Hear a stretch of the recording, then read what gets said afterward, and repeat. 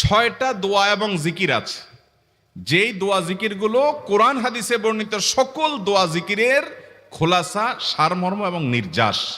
এই 6টাকে যদি কোনো মুসলমান নিয়মিত আঁকড়ে ধরে, তাহলে কোরআন এবং হাদিসের যত দোয়া এবং জিকির আছে কেমন যেন তার নির্যাসটা নিয়মিত সে আমল করলো। বলবো সেগুলা। এই 6টা দোয়া এবং জিকিরের মধ্যে সর্বপ্রথম হলো নবী করিম সাল্লাল্লাহু আলাইহি সাল্লামের প্রতি দুরূদ প্রেরণ করা।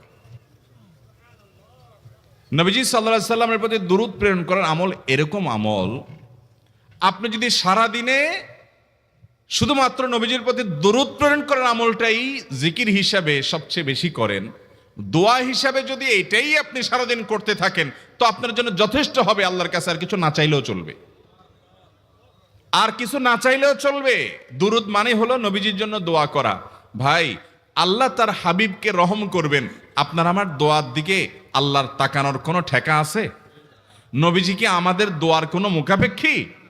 কিন্তু আমরা তার জন্য দোয়া করলে ওই চান্সে আল্লাহ তাআলা আমাদের প্রতি অনুগ্রহ করবেন। একবার না, আপনি নবীজির প্রতি একবার রহমতের দোয়া করবেন, একবার দুরূদ পাঠ করবেন। মান সাল্লা আলাইয়া মাররাতান সাল্লাল্লাহু আলাইহি আশারা। নবীজি সাল্লাল্লাহু আলাইহি সাল্লাম বলেছেন, একবার আমার জন্য তোমরা দোয়া করলে, আমার প্রতি দুরূদ পাঠ করলে, আল্লাহ তাআলা তোমাদের জীবনে 10 বার 10 জায়গায় 10 টাইমস তোমাদের উপরে আল্লাহ তাআলা অনুগ্রহ করবেন। আপনি টেরও পাবেন না কত জায়গায় আল্লাহ অনুগ্রহ করেছেন। আল্লাহ বাঁচাই দিয়েছেন, একটুর জন্য শেষ হয়ে যান নাই। ওই যে দুরূদ পড়ছেন, আল্লাহ তাআলা রক্ষা করছে, আপনি খবরও নাই। আল্লাহ তাআলা আপনার প্রতি বিশাল একটা দান করছে, আপনি লক্ষ্যও করেন নাই। ওই যে দুরূদ পড়ছেন একবার, 10 বার রহমত হবে। এভাবে যত দুরূদ পড়বে সে তত রহমত এবং অনুগ্রহ পাবে। এক সাহাবী বলেছেন, ইয়া রাসূলুল্লাহ, আমি আমার দোয়ার কত অংশ আপনার জন্য রিজার্ভ রাখবো? আমি তো আল্লাহর কাছে অনেক কিছু চাইবো, অনেক কিছু নিবেদন করব, আপনার জন্য যেন আল্লাহ রহমত নাজিল করে, এটাই হলো দুরূদ। এই দুরূদটা আমি কি পরিমাণ রাখবো? 4 ভাগের 1 ভাগ, 3 ভাগের 1 ভাগ, অর্ধেক? এরপরে সাহাবী বলছেন, আসলে যদি সবগুলোই করি, উনি এক একটা পার্সেন্টেজ বলছেন, আর নবী করিম সাল্লাল্লাহু আলাইহি সাল্লাম বলছেন যে, তাকে বুঝাচ্ছেন যে আরো বেশি করতে পারলে ভালো হয়। তো সাহাবী বাড়াইতে বাড়াইতে শেষ পর্যন্ত বলেন যে, আমার দোয়া যদি সবগুলো আপনার জন্য করি, আমি যদি আর কোনো দোয়া না করি, শুধু আপনার জন্যই দোয়া করি। নবী করিম সাল্লাল্লাহু আলাইহি সাল্লাম তাকে সুসংবাদ দিলেন যে, তাহলে তোমার আর কোনো সমস্যা থাকবে না, সব সমস্যা দূর হয়ে যাবে, তোমার কোনো পেরেশানি থাকবে না। ভাইরা আমার, দুরূদের আমল এমন একটা আমল যে আপনার জীবনে কোনো বিপদ, কোনো মুসিবত, কোনো পেরেশানি, কোনো সমস্যা দেখা দিয়েছে, আপনি যদি দুরূদ পড়তে থাকেন, কোনো কিছু মনে আসছে না। অনেক সময় ছাত্র জিজ্ঞেস করে, ভাই পরীক্ষার হলে পড়া ভুলে গেছি, কি করব? আমি কি, দুরূদ পড়া শুরু করেন। আরবদেরকে দেখা যায় কোনো কিছু ভুলে গেলে তারা বলে আল্লাহুম্মা সাল্লি আলা মুহাম্মদ, আল্লাহুম্মা সাল্লি আলা মুহাম্মদ, এটা শুরু করে তারা। কারণ নবী করিম সাল্লাল্লাহু আলাইহি সাল্লাম এর হাদিস থেকে স্পষ্টভাবে, একটি নয় বহু হাদিস থেকে প্রমাণিত, যে ব্যক্তি দুরূদটা নিয়মিত পাঠ করবে, সালাত আলা নবীটাকে যে ব্যক্তি আঁকড়ে ধরবে, সব সময় তার মুখ থেকে সালাত সালাত সালাম চলতে থাকে, এই ব্যক্তির সকল গুনাহ আল্লাহ মাফ করে দিবেন, সকল পেরেশানি আল্লাহ তাআলা মুক্ত করে দিবেন। ভাইরা আমার, দুরূদের আমলটা এত গুরুত্বপূর্ণ আমল, এটা আমরা করি এখন। অনেকে আছেন যে আনুষ্ঠানিকতা যখন থাকে দুরূদের, মিলাদের, তখন একটু সালাত আলা নবী যেভাবেই করেন। আর বাকি অনেকে আছেন যেগুলো করারও কোনো খোঁজ খবর নাই। দুরূদ বেশি বেশি করে পাঠ করবো তো ইনশাআল্লাহ। সবচেয়ে শ্রেষ্ঠ দুরূদ, সবচেয়ে উত্তম দুরূদ হলো দুরূদ ইব্রাহিম, যেটা নামাজে পড়েন। আর সবচেয়ে সংক্ষিপ্ত দুরূদ হলো সাল্লাল্লাহু আলাইহি ওয়াসাল্লাম। এছাড়া নবীজির প্রতি দোয়ামূলক যে কোনো দুরূদই আল্লাহর কাছে গ্রহণযোগ্য হতে পারে, যদি দুরূদের অর্থের মধ্যে, কথামালার মধ্যে খারাপ কিছু না থাকে। দুরূদের নামে অনেকগুলো দুরূদ প্রচলিত আছে বিভিন্ন বই পুস্তকে, অমুক দুরূদ পড়লে অমুক এত নেকি হয়, বা অমুক দুরূদ পড়লে এতবার পড়লে ওই বিপদ দূর হয়। এগুলো কোনো হাদিস নির্দেশিত না, এগুলো হয়তো কারো তাজরিবা, অভিজ্ঞতা নির্ভর। কিন্তু হাদিস নির্দেশিত দুরূদ হলো দুরূদ ইব্রাহিম, আর সবচেয়ে সংক্ষিপ্ত দুরূদ হলো সাল্লাল্লাহু আলাইহি সাল্লাম।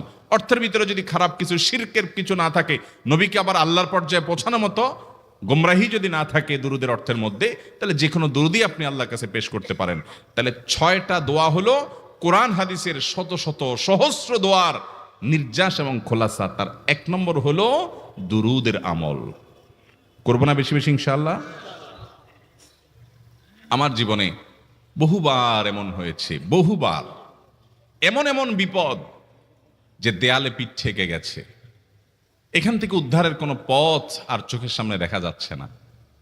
আমি এই আমলটি, এর পাশাপাশি ইস্তেগফারের আমল যেটা দ্বিতীয় নম্বরে বলবো আমি, এই দুটি আমল কন্টিনিউয়াসলি করে গেছে, হরদম প্রতি নিঃশ্বাসে নিঃশ্বাসে, বাস টয়লেটের টাইম বাদে বাকি ফুল টাইম এটা দুরুদ এবং ইস্তেগফার অব্যাহত রাখছি। আল্লাহ তাআলা এমন ভাবে অলৌকিক ভাবে উদ্ধার করেছেন যে আমার কল্পনায়ও আসে না যে এখান থেকে এভাবে হেল্প হতে পারে। ভাইরা আমার অভিজ্ঞতার 2 পয়সার কোনো মূল্য নাই। আমার অভিজ্ঞতা কি আসলো না আসলো এটাতে কিছু আসা যায় নাই। রহমতুল লিল আলামিন আল্লাহর রাসূল আল্লাহর নবী ওয়াদা করেছেন যে আপনার পেরেশানি দূর হবেই হবে ইনশাআল্লাহ। অতএব দুরুদের আমল বেশি বেশি করবো না ইনশাআল্লাহ। নাম্বার 2, ইস্তেগফার। ইস্তেগফার ইস্তেগফার এটাও বেশি বেশি করতে হবে, দুরুদও বেশি বেশি করতে হবে। দুরুদের ব্যাপারে নবী করিম সাল্লাল্লাহু আলাইহি সাল্লাম এক হাদিসে বলেছেন, আকসিরু আলাইয়া মিনাস সালাতি মিন ইয়াউমিল জুমআতি ওয়া লাইলাতিল জুমআহ। জুমার রাতে আর জুমার দিনে, অর্থাৎ বৃহস্পতিবার দিবাগত রাত আর জুমার দিন শুক্রবার, এই সময়গুলোতে তোমরা আমার প্রতি বেশি বেশি দুরুদ পাঠ করো। এই যে নবীজি বলছেন বেশি বেশি পাঠ করো, তাহলে দুরুদটা বেশি বেশি পাঠ করতে হবে। ঠিক একইভাবে 2 নম্বর যেটা, দ্বিতীয় আমল যেটা ইস্তেগফার, এটাও বেশি বেশি করতে হবে। কারণ ইস্তেগফার সম্পর্কে কোন কোন হাদিসের ভাষ্যের মধ্যে মান লাজিমাল ইস্তেগফার ভাষ্য এসেছে, অর্থাৎ যে ব্যক্তি ইস্তেগফারকে আঁকড়ে ধরবে, এটাকে কন্টিনিউয়াসলি করবে, ইস্তেগফার কখনো ছাড়বে না, সবসময় তার মধ্যে ইস্তেগফার অব্যাহত থাকবে, ওই ব্যক্তিকে আল্লাহ রাব্বুল আলামিন বিভিন্ন পেরেশানি থেকে সারপ্রাইজড হওয়ার মতো এমন এমন পথ বের করে দিবে যে সে চিন্তাও করে নাই। তার পেরেশানি থেকে মুক্তির পথ আল্লাহ তাআলা দেখাই দিবেন। ইস্তেগফার কিভাবে করবেন ভাই? ইস্তেগফার এমন একটা আমল, এটা ছাড়া তো আমাদের উপায় নাই ভাই। ইস্তেগফার আমাদের দুনিয়ার পেরেশানি দূর করবে, আখিরাতের পেরেশানি দূর করবে। দুনিয়ার পেরেশানি আমাদের বিপদ আপদ মুসিবত, এগুলো রিজিকের অনটন অভাব এগুলা, আর আখিরাতের পেরেশানি হলো আমাদের পাপ গুনাহ এগুলা। কোরআনে কারিমে আল্লাহ রাব্বুল আলামিন সূরা নূহের মধ্যে আল্লাহ নবী নূহ আলাইহিস সালাম তার সম্পর্কে বলছেন, ফাকুলতুস্তাগফিরু রাব্বাকুম ইন্নাহু কানা গাফফারা ইউরসিলিস সামাআ আলাইকুম মিদরারা ওয়া ইউমদিদুকুম বিআমওয়ালিন ওয়া বানিন ওয়া ইয়াজআল লাকুম জান্নাতিন ওয়া ইয়াজআল লাকুম আনহারা। তিনি বলেন, আমি বলেছি আমার জাতিকে তোমরা ইস্তেগফার কাছে ইস্তেগফারটা করতে থাকো। রুটি রুজি নাই, চাকরি নাই, ইনকাম নাই, ব্যবসা খারাপ যাচ্ছে, পেরেশানি হচ্ছে, ইস্তেগফার ধরো, কি হবে? ইন্নাহু কানা গাফফারা। যদি ইস্তেগফার করো, 1 নম্বর লাভ হলো আল্লাহ মাফ করে দিবেন গুনাহ। ইউরসিলিস সামাআ আলাইকুম মিদরারা, যাতে ফসল ভালো হয়, রিজিক ভালো হয়, সেই ব্যবস্থা আল্লাহ করবেন। ওয়া ইউমদিদুকুম বিআমওয়ালিন ওয়া বানিন, ছেলে মেয়ে হয় না অথবা ভালো ছেলে মেয়ে নাই, আল্লাহ তাআলা নেক সন্তান দিয়ে তোমাকে শক্তিশালী করবেন, সম্পদ দিয়ে শক্তিশালী করবেন। ওয়া ইয়াজআল লাকুম জান্নাতিন ওয়া ইয়াজআল লাকুম আনহারা, আল্লাহ তাআলা প্রসবন দিবেন, ফসল দিবেন, বরকত দিবেন রুজিতে। কিসের মাধ্যমে? ইস্তেগফার। কিসের মাধ্যমে ভাই? ইস্তেগফার। আহা, ইস্তেগফারের আমল আমাদের দেশে মানুষ আমরা জানি না ভাই। এটাও আরবদেরকে আমি দেখেছি সারাক্ষণ তারা অবসর সময়গুলোতে ইস্তেগফার করতে থাকে, আস্তাগফিরুল্লাহ ওয়া আতুবু ইলাইহি, আস্তাগফিরুল্লাহ আস্তাগফিরুল্লাহ। মানে কি? আল্লাহর কাছে আমি ক্ষমা প্রার্থনা করি, আল্লাহর কাছে আমি মাপ চাই, আল্লাহর কাছে আমি তওবা করি, আল্লাহর দিকে আমি ধাবিত হই, আল্লাহর কাছে আমি ফিরে যাই, আস্তাগফিরুল্লাহ আস্তাগফিরুল্লাহ। আপনি বসে আছেন নিরিবিলি, ভাইরা আমার, এখন আর নিরিবিলি বলতে কোনো সময় নাই, এখন আর ফ্রি টাইম নাই, এখন আর আমাদের অবসর টাইম নাই। আস্তাগফিরুল্লাহ কখন বলবো? মোবাইল টিপতে টিপতে টিপতে টিপতে, ফেসবুকের নোটিফিকেশন দেখতে দেখতে দেখতে, লাইক কমেন্ট গুনতে গুনতে আমাদের এখন কোনো ফুরসত নাই। বাহিরে তো নাই, টয়লেটে গেলেও তখন আমাদের ব্যস্ততা মোবাইল নিয়ে, ফেসবুক নিয়ে, ঘুমাইতে গেলেও আমাদের ব্যস্ততা। ও ভাই আমার, অথচ আমার হায়াত শেষ হয়ে যাচ্ছে, আমল নামার শূন্য খালি, ফেসবুক টিপাটিপিতে পরিপূর্ণ। আল্লাহর কাছে কি নিয়ে যাবেন? ইস্তেগফার করবেন তো ইনশাআল্লাহ? অবসর সময় ইস্তেগফার করবেন তো ইনশাআল্লাহ? নিরিবিলি আছেন, একাকী আছেন, ইস্তেগফার চালায় দেন। 10 সেকেন্ড টাইম পাইছেন, ইস্তেগফার শুরু করে দেন। ডাক্তারের কাছে গেছেন, ওয়েটিং এ আছেন, বসে আছেন, ইস্তেগফার করতে থাকেন। সিরিয়াল আছেন কোন কাজের, ইস্তেগফার করতে থাকেন। ডিউটিতে যাচ্ছেন, গাড়িতে, বাইসাইকেলে, বাইকে, যে কোনো ভাবে পায়ে হেঁটে ইস্তেগফার করতে থাকেন। যে কোনো অবসরের সময়গুলোকে ইস্তিগফার দিয়ে পরিপূর্ণ করে দেন। ভাইরা আমার, ইস্তিগফার সকল সমস্যার সমাধান। ইস্তিগফারের ভিতরে সবচেয়ে শ্রেষ্ঠ ইস্তিগফার হলো সাইয়্যিদুল ইস্তিগফার।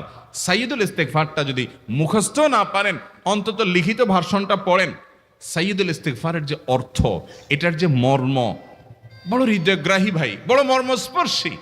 ইমানদার এটার অর্থের দিকে তাকায় যদি পড়ে, তো তার অন্তর না গলে পারে না। আল্লাহুম্মা আনতা রব্বি, হে আল্লাহ আপনি আমার রব, আপনি আমার পালনকর্তা লাগেন। আপনার সাথে আমার এই সম্পর্ক, আমি আপনার গোলাম, আপনি আমার রব, এই সম্পর্কটা আপনার সাথে আছে।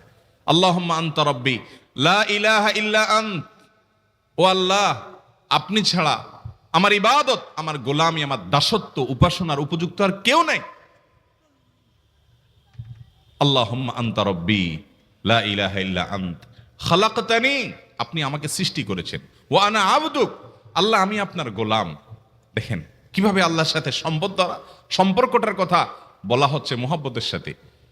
খালাকতানি ওয়া আনা আবদুক, আল্লাহ আপনি আমাকে সৃষ্টি করেছেন আর আমি আপনার গোলাম। ওয়া আনা আলা আহদিকা ওয়া ওয়া'দিকা মাস্তাতা'তু, আল্লাহ আপনার সাথে যে অঙ্গীকার করেছিলাম, আলাস্তু বিরব্বিকুম, আপনি জিজ্ঞেস করেছেন, আলমে আরওয়াহাতে আমরা বলেছি বালা, হ্যাঁ আপনি আমার রব। আপনাকে রব হিসাবে স্বীকৃতি দিয়ে আপনার গোলামি করার যে অঙ্গীকার আমরা করেছি, কালিমাতুশ শাহাদা যে আমরা পাঠ করেছি, এই যে আপনার সাথে কৃত অঙ্গীকার, রব হিসাবে স্বীকৃতি দেওয়ার পর, গোলাম হিসাবে মেনে নেওয়ার পর, আমি আপনার যে গোলামি করার কথা ছিল, ওয়া আনা আলা আহদিকা ওয়া ওয়া'দিকা মাস্তাতা'তু, যতটুকু পারছি আমি সে ওয়াদার উপরে থাকার চেষ্টা করছি আল্লাহ। ওয়া আনা আলা আহদিকা ওয়া ওয়া'দিকা মাস্তাতা'ত আবুউ লাকা বিনি'মাতিকা আলাই, আল্লাহ আমি স্বীকার করি আপনি আমার প্রতি অনেক নিয়ামত দিয়েছেন, অনেক নিয়ামত দিয়েছেন, এটা আমি স্বীকার করি। ওয়া আবুউ লাকা বিযামবি, আর আমি এও স্বীকার করি যে আল্লাহ অনেক অপরাধ, অনেক পাপ আমার দ্বারা হয়ে গেছে। ফাগফিরলি, অতএব আপনি আমাকে মাফ করে দেন। ফাইন্নাহু লা ইয়াগফিরুয যুনুবা ইল্লা আনতা, কারণ আপনি ছাড়া আর কেউ গুনাহ ক্ষমা করতে পারবে। ভাইরা আমার, অর্থের দিকে লক্ষ্য করে করে, মর্মটা বুঝে বুঝে একটু সাইয়্যিদুল ইস্তিগফার পড়েন। লেখা দেখে দেখে পড়েন, ইউটিউব থেকে দেখে দেখে পড়েন, কিন্তু পড়েন।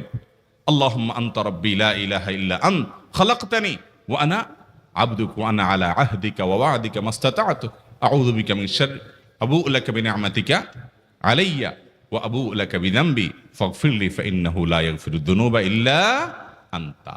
এটা হলো বড় ইস্তিগফার।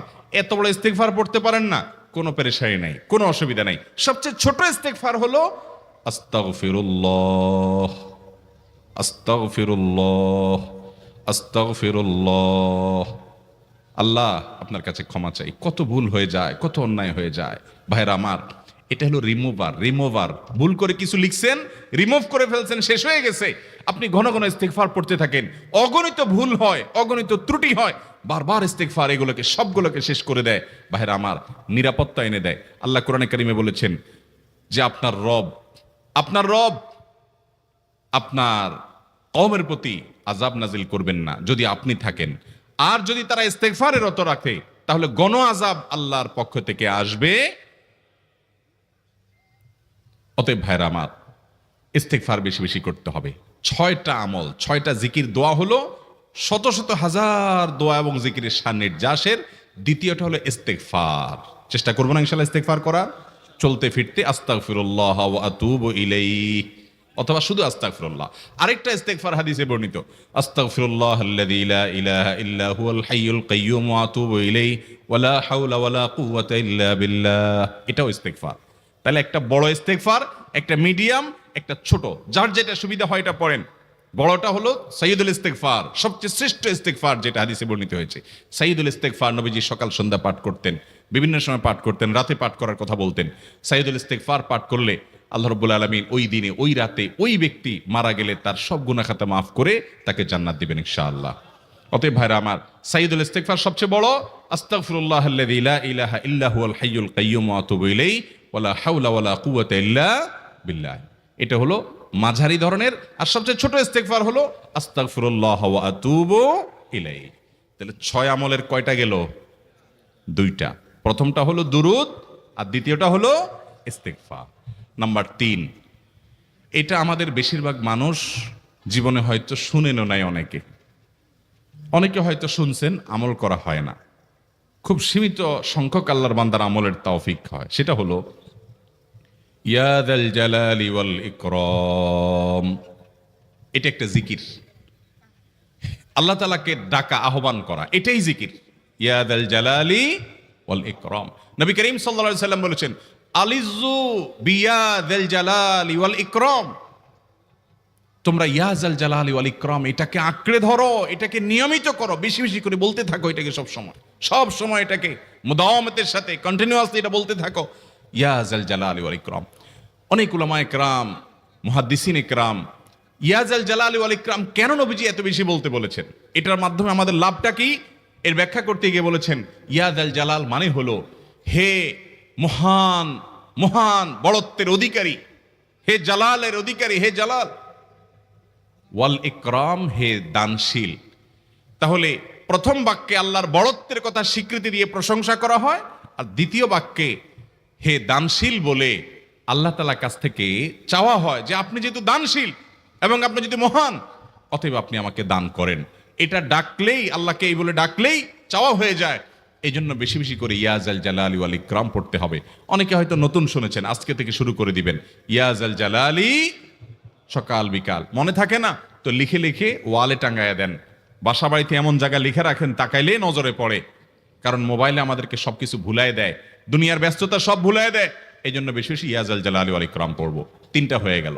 নাম্বার 4 নম্বর যে দোয়া এবং জিকির করতে নবী করিম সাল্লাল্লাহু আলাইহি সাল্লাম সব সময় আমাদেরকে উৎসাহ দিয়েছেন, অনুপ্রেরণা দিয়েছেন।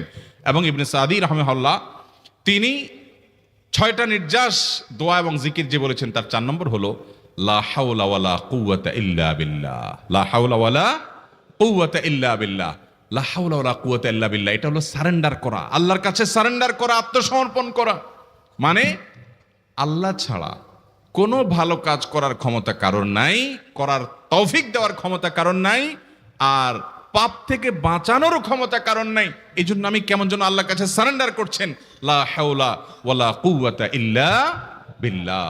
কোন অবস্থা, কোন সামর্থ্য, এগুলো কারোর কাছে নাই, শুধুমাত্র কার কাছে আছে? আল্লাহর কাছে আছে। এই অর্থ বুঝে আপনি লা হাওলা ওয়ালা কুওয়াতা ইল্লা বিল্লাহ বেশি বেশি পাঠ করবেন। নবী করিম সাল্লাল্লাহু আলাইহি সাল্লাম বলেছেন, তোমাদেরকে কি আমি জান্নাতের একটা ভান্ডারের খবর দিব, যেটা জান্নাতের ভান্ডার, সওয়াব টওয়াব না, সাধারণ অল্প স্বল্প সওয়াব না, পুরো জান্নাতের ভান্ডারের সন্ধান দিয়ে দিব। সাহাবা ইকরাম তো চাইতেনই সেটা। নবীজি সাল্লাল্লাহু আলাইহি সাল্লাম তখন বলেছেন যে লা হাওলা ওয়ালা কুওয়াতা ইল্লা বিল্লাহ, এটা হলো কানজুম মিন কুনুজিল জান্নাহ, জান্নাতের ভান্ডার সমূহের মধ্যে থেকে একটা বড় ভান্ডার হলো লা হাওলা ওয়ালা কুওয়াতা ইল্লা বিল্লাহ। অতএব এই আমলটাও বেশি বেশি করবেন। 4 নম্বর আমল হয়ে গেল। দুরুদের আমল 1, ইস্তিগফার আমল 2, ইয়া যাল জালালি ওয়াল ইকরাম 3, লা হাওলা ওয়ালা কুওয়াতা ইল্লা বিল্লাহ। কয়টা হলো? 4। 5 নম্বর আমল হলো দোয়া ইউনুস। দোয়া ইউনুস জানা আছে তো? লা ইলাহা ইল্লা আনতা সুবহানাকা ইন্নী কুনতু মিনাজ জালিমিন। ভাইরা আমার, অর্থের দিকে তাকায়া মাঝে মধ্যে মোবাইল টোবাইল সব ফালায় রেখে একটু আল্লাহর সাথে কথা বলবেন, আল্লাহর সাথে একটু কানেক্টেড হওয়ার চেষ্টা করবেন, আল্লাহর সাথে একটু সংযুক্ত হওয়ার চেষ্টা করবেন। ডিসকানেক্টেড তো পুরো লাইফটা কাটাই দিলেন, একটু কানেক্টেড হওয়ার চেষ্টা করেন। প্রতিদিন কিছু সময় বসে একটু জিকির করেন, চলতে ফিরতে একটু আল্লাহকে সময় দেন। আপনি উপকৃত হবেন, আপনার কল্ব জিন্দা হবে, আমল নামা সওয়াবে পরিপূর্ণ হবে। লা ইলাহা ইল্লা আনতা সুবহানাক ইন্নী কুনতু মিনাজ জালিমিন। অর্থের দিকে তাকান, কত মর্মস্পর্শী। লা ইলাহা ইল্লা আনতা, আল্লাহ আপনি ছাড়া কোনো সত্যিকারের মাহবুদ নাই, উপাস্য নাই। সুবহানাক, আপনি পবিত্র, আমি আপনার পবিত্রতা জ্ঞাপন করছি। ইন্নী কুনতু মিনাজ জালিমিন, তবে আমি সেসব মানুষদের অন্তর্ভুক্ত যারা নিজের প্রতি নিজে জুলুম করেছে, অবিচার করেছে, অন্যায় করে আমার নিজের পায়ে নিজে কুড়াল মেরেছি বহু। অতএব আপনি আমাদের প্রতি রহম করেন। এই দোয়া পাঠ করে আপনারা সবাই জানেন আল্লাহর একজন নবী, তিনি জীবনের সবচেয়ে কঠিন পরিস্থিতির মুখোমুখি হয়ে এমন বিপদে পড়েছেন যে বিপদ থেকে উদ্ধারের কোনো পথ ছিল না। দুনিয়াবী সকল সিস্টেম বলবে যে সমুদ্রে নিক্ষেপিত হয়ে বিশাল বড় সমুদ্রের প্রাণী মাছের পেটে চলে গেলে সে মানুষ আবার বাঁচে কিভাবে? মুহূর্তের ভিতরে তো মারা যাবে অক্সিজেনের অভাবে। এটাই দুনিয়ার সিস্টেম বলে। আল্লাহ তাআলা অলৌকিক ভাবে, লৌকিক সিস্টেমের ঊর্ধ্বে রেখে আল্লাহ তাআলা তাকে এই বাক্য পাঠ করার কারণে এর মাধ্যমে আল্লাহ তাকে মুক্তি দান করেছেন। এবং আল্লাহ তাআলা এই ঘটনা কোরআনে উল্লেখ করার পর একটা সুসংবাদ বলছেন আমাদের সবার জন্য, বিরাট বড় আনন্দের সংবাদ। আল্লাহ বলেছেন, ওয়াকাযালিকা নুনজিল মুমিনিন। এই বাক্য পাঠ করার পর ইউনূস আলাইহিস সালামকে শুধু রক্ষা করেছেন আল্লাহ তাই নয়, আল্লাহ বলেছেন একইভাবে তাকে যেরকম রক্ষা করেছি, এই বাক্য যদি কেউ পড়ার মতো পড়ে, হক আদায় করে পড়ে, মনের গভীর থেকে পড়ে, মর্ম উপলব্ধি করে পড়ে, নিয়মিত পড়ে, ওয়াকাযালিকা নুনজিল মুমিনিন, ঈমানদারদেরকে আমি রক্ষা করে দেব এইভাবে। আরো শুনবেন, আমাদের প্রিয় নবী সাল্লাল্লাহু আলাইহি ওয়াসাল্লাম বলেছেন, তোমরা আমার ভাই ইউনূস ইবনে মাত্তা যে দোয়া করেছে, ওই দোয়াটাকে তোমরা আঁকড়ে ধরবা, যে কোনো বিপদে আপদে মুসিবতে আল্লাহর কাছে চাইবা। ভাইরা আমার, আমরা বিপদ আপদে পড়লে হুজুরদের কাছে চলে যায় দোয়ার জন্য, অনেকে মাজারে চলে যায়, সেখানে মানত করে, টাকা পয়সা দেয় বিপদ উদ্ধার করার জন্য। কপাল পোড়া জানে না ও কার গোলাম, ও আরশে আজিমের মালিকের গোলাম, তার সাথে ডাইরেক্ট কানেক্টেড হওয়ার সুযোগ আছে, শুধু ইউজ করলেই হয়, সুইচ দিলেই হয়। কপাল পোড়া জানে না, ডানে বামে গিয়ে নিজের আমল বরবাদ করে, ঈমান বরবাদ করে, তাওহীদ নষ্ট করে। ভাইরা আমার, তাহলে যে কোনো সমস্যা ফিল করি অথবা স্বাভাবিক অবস্থাতে দোয়া ইউনূস পাঠ করব, লা ইলাহা ইল্লা আনতা সুবহানাকা ইন্নী কুনতু মিনাজ জালিমিন। ভাইরা আমার, দুনিয়ার মানুষের কাছে আপনি অপরাধী এটা বললে খারাপ লাগে। আপনি একটা অফিসে চাকরি করেন, দুর্নীতি করে চুরি করে ধরা পড়ছেন, বসের কাছে যে মাপ চাইছেন, স্যার ভুল হয়ে গেছে, আর কখনো করব না, লোভে পড়ে করে ফেলছি, বিপদে পড়ছিলাম, টাকা টানছিল স্যার, আর কোনোদিন করব না, মাফ করে দেন স্যার, চাকরিটা রাখেন স্যার। আপনি মাপ চাইলেন, লজ্জিত হলেন, চোখের পানি ফেললেন, পাও ধরে মাপ চাইলেন, ছোট হলেন। এই ছোট হওয়ার পরে আপনার চাকরি যদি টিকেও যায়, বস যদি আপনাকে মাফ করেও দেন, তারপরেও কি আপনার কাছে ভালো লাগবে? না এত বড় একটা অঘটন ঘটলো, ছোট হলেন, সবার সামনে লজ্জিত হলেন, অনুতপ্ত হলেন, ধরা পড়লেন, মাপ চাইতে হলো, এজন্য আপনার খারাপ লাগবে না? কিরকম খারাপ লাগবে? এত খারাপ লাগে অনেকে সহ্য করতে পারে না, গুনাহের দিকে চলে যায়, আত্মহত্যা পর্যন্ত করে ফেলে, এই বেইজ্জতি সহ্য করতে পারে না। ঠিক না ভাই? ঠিক। মানুষের কাছে মাপ চাইলে, মানুষের কাছে ছোট হলে মানুষের কষ্ট হয়। আহ, অদ্ভুত।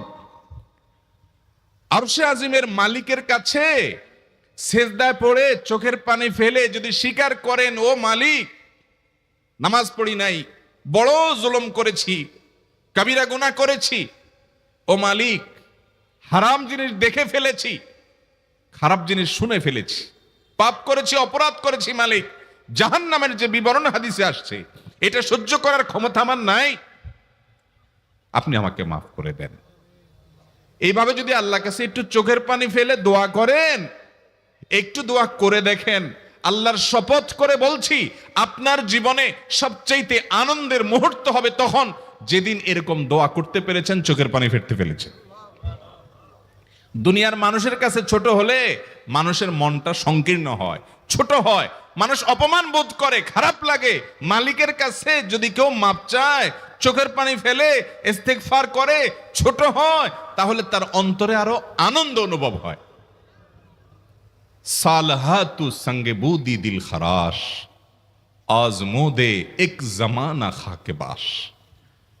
পাথর হয়ে বহুকাল ছিলে ভাই, কিছু কালের জন্য একটু মাটি হও, আসো, একটু মাটি হয়ে দেখো।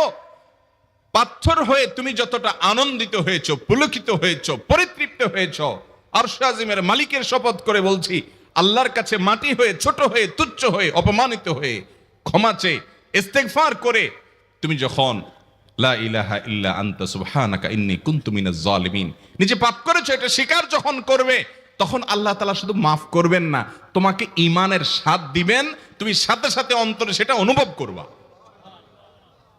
ভাইরা আমার, আল্লাহর দিকে ধাবিত হব তো ইনশাআল্লাহ, গুনাহের, পাপের, অপরাধের পথ ছেড়ে আসবো তো ইনশাআল্লাহ। লা ইলাহা ইল্লা আনতা সুবহানাকা ইন্নী কুনতু মিনাজ জালিমিন।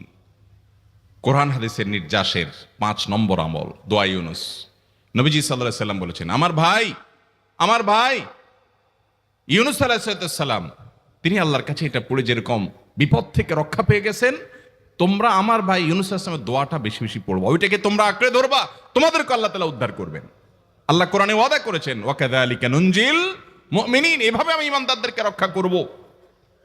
অতএব ভাইরা আমার, বিপদ আপদে ওই মাজারে দৌড় দিবেন না, হুজুরের কাছে দোয়া চান, এটাতে দোষের কিছু নাই, কিন্তু সবকিছুর আগে আপনি নিজে নিজের মালিকের কাছে চান।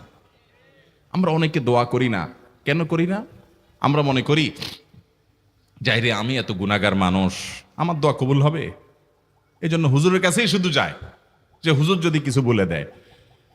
আল্লাহর কাছে ডাইরেক্ট চাইলে যে পাওয়া যাবে, এটা অনেক মুসলমান বিশ্বাস করে না, ভালো করে জানে না। ভাইরা আমার, আল্লাহ কোরআনে বলেছেন, উদউনি আস্তাজিব লাকুম, তোমরা আমার কাছে দোয়া করো, আমি কবুল করব, ওয়াদা করেছেন আল্লাহ তাআলা। আমার রব কি ওয়াদার খেলাফ করে? আমাদের রব ওয়াদার খেলাফ করে? ইন্নাহু লা ইউখলিফুল মিআদ, তিনি ওয়াদার খেলাফ করেন না। তিনি বলেছেন তোমরা দোয়া করো, হালাল বক্ষণ থাকে, যদি হালাল উপার্জন যদি থাকে, শরীরে যদি হারাম যদি না থাকে, শর্ত আদায় করে দোয়া যদি করেন, দোয়া করে আবার হুলস্থুল যদি না করেন, তাড়াহুড়ো যদি না করেন, দোয়া করে আল্লাহর কাছে দরখাস্ত জমা দিয়ে দেন, দুরূদ পাঠ করেন, শর্ত আদায় করে দোয়া করেন, আপনি যত অপরাধী হন, যত গুনাহগার হন, যত পাপিষ্ঠ হন, আল্লাহ আপনার দোয়া কবুল করবে। আচ্ছা ভাই, আমরা যত খারাপ হই, আপনি নামাজ পড়েন না, আপনি ফিল্ম দেখেন, আপনি হারাম জিনিস দেখেন, আপনি অনেক খারাপ কাজ করেন, গালিগালাজ করেন, মানুষের হক মারেন, যত খারাপ আপনি হন, আপনি ইবলিসের চেয়ে বেশি খারাপ হতে পারবেন? ইবলিসের চেয়ে বেশি খারাপ হওয়ার সুযোগ আছে? খারাপের বাপ সে, তার মতো খারাপ তো আপনি চাইলেও হতে পারবেন না, ঠিক না ভাই? ঠিক। আচ্ছা, এই ইবলিস আল্লাহর কাছে দোয়া করছে কখন? এমন সময় যখন আল্লাহ তাকে নির্দেশ করছে সিজদা করো, আদমের সম্মানে। সেই নির্দেশ সে লঙ্ঘন করেছে, ডাইরেক্ট আল্লাহর সামনে সরাসরি লঙ্ঘন, সরাসরি বিদ্রোহ। আপনার সামনে আপনার ছেলে, আপনার কর্মচারী, আপনার কাজের লোক ডাইরেক্ট যদি একটা জিনিস বলে পারবো না, কি পরিমাণ মেজাজ আপনার গরম হবে চিন্তা করেন। অথচ আপনিও মানুষ, সেও মানুষ, আর আল্লাহ হলেন সৃষ্টিকর্তা, এ হলো সৃষ্টি। সে যুক্তি দেখায়, খালাক্তানি মিন নার ওয়া খালাক্তাহু মিন তিন, আমারে আগুন থেকে তৈরি করছেন, তারে মাটি থেকে তৈরি করছেন, আমি কেন তারে সিজদা করব? তর্ক যুক্তি হাজির করে আল্লাহর নির্দেশকে আল্লাহর সামনে লঙ্ঘন করেছে। কত ডেঞ্জারাস সিচুয়েশন বুঝেন, কি পরিমাণ রাগ আল্লাহ রাব্বুল আলামিন হওয়ার কথা। তার তো গুণবাচক নাম শুধু রহমান রহিম না, তার গুণবাচক নাম আছে কি? কাহার, জব্বার। তো আল্লাহ রাব্বুল আলামিনের এই গুণবাচক নামও তো আছে, তিনি তো প্রচন্ড রকমের কাহারের অধিকারী। তো আল্লাহর সামনে ডাইরেক্ট তার আদেশকে লঙ্ঘন করেছে, হঠকারিতা দেখিয়েছে, অহংকার করেছে, দম্ভ দেখিয়েছে, এত বড় বেয়াদবি করেছে। ওই টাইমে আল্লাহ তাআলা তো রাগ হওয়ার কথা। ওই রাগের সময়, ওই কঠিন সময় ইবলিস যখন আল্লাহ তাকে বললেন, যাও ফখরুজ মিনহা ফাইন্নাকা রাজিম, জান্নাত থেকে বের হও, তুমি বিতাড়িত, আল্লাহ রাগ হয়ে তাকে জান্নাত থেকে বের করে দিলেন। ভাইরা আমার, এই রকম সময় পর্যন্ত ইবলিস দোয়া করে বসছে। কি দোয়া করছে? রব্বি আনজিরনি ইলা ইয়াউমি ইউবআসুন, আল্লাহ আমাকে সুযোগ দেন, কিয়ামত পর্যন্ত হায়াতটা দেন আমারে, দোয়া করে বসছে। কিন্তু আল্লাহ তাআলা কি করছেন? আল্লাহ বলছেন, তো বড় সাহস তোর, বেটা মাত্র সিজদা করতে বলছেন, করলি না, কমবখত, আবার দোয়া করস। আল্লাহ সেটা বলেন নাই। আল্লাহ কি করছেন? ইন্নাকা মিনাল মুনজারিন, যাও তোমাকে সুযোগ দেয়া হলো। সুবহানাল্লাহ। ইবলিস যদি আল্লাহর রাগ হওয়ার মতো সময়ে, ক্রোধ হওয়ার মতো সময়ে আল্লাহর সামনে আল্লাহর সরাসরি অবাধ্য হয়ে আল্লাহ তাকে বের করে দিচ্ছেন, বিতাড়িত শয়তানকে, ওই টাইমে যদি দোয়া করার পর ইবলিসের দোয়া কবুল হয়, ও মুসলমান, আপনি আল্লাহর গোলাম হিসেবে নিজেকে স্বীকার করেন, আপনি যত পাপিষ্ঠ হন না কেন, আপনার দোয়া কেন কবুল হবে না? আল্লাহর কাছে দোয়া করবো না ইনশাআল্লাহ? ইবলিসই আমাদেরকে বুঝায়, ফুসলায়, তুই কোন মুখে দোয়া করবি আল্লাহর কাছে? তোর নামাজের ঠিক নাই, তোর ইবাদতের ঠিক নাই, এত আকাম কুকাম করস ফেসবুকে, ইউটিউবে, তোর মতো 2 নম্বর একটা মানুষ, কোন মুখে আল্লাহর কাছে দোয়া করবি? থাক, দোয়া করিস না, আমি কেমনে এই মুখ নিয়ে দোয়া করবি? এটা যখন আপনার মনের ভিতরে আসে, তখন বুঝবেন যে মিস্টার ইবলিস অ্যাক্টিভ হয়ে গেছে আপনার শরীরে। কথা কি বুঝাতে পারছি? আল্লাহর কাছে দোয়া করবেন তো ইনশাআল্লাহ। এই 6টা দোয়া জিকিরের 5 নম্বর দোয়া ইউনুস, অর্থ সহকারে বুঝে বুঝে আল্লাহর কাছে চাইবেন এবং দোয়া করবেন। 6 নম্বর হলো সুবহানাল্লাহ, আলহামদুলিল্লাহ, লা ইলাহা ইল্লাল্লাহ, আল্লাহু আকবার। এই বাক্যগুলো দেখবেন ঘুরে ফিরে নবী করিম সাল্লাল্লাহু আলাইহি সাল্লাম সারাদিন পড়তেন। 5 ওয়াক্ত নামাজের পরে 33 বার দেখবেন। আবার দেখবেন সকাল সন্ধ্যায় সুবহানাল্লাহি ওয়া বিহামদি 100 বার, সুবহানাল্লাহি ওয়াল হামদুলিল্লাহি আল্লাহু আকবার 100 বার। আবার এগুলো মাঝে মধ্যে 10 বার, রাতের শোয়ার সময় 33, 34 বার। বিভিন্ন সময় দেখবেন ঘুরে ফিরে এই সুবহানাল্লাহ, আলহামদুলিল্লাহ, লা ইলাহা ইল্লাল্লাহ, আল্লাহু আকবার, এগুলো একটা মিজানের পাল্লাকে পরিপূর্ণ করে দেয়। কোনোটা আসমান এবং জমিনের মধ্যবর্তী জায়গায় সওয়াব দিয়ে পরিপূর্ণ করে দেয়। এত বেশি ফজিলতপূর্ণ জিকির।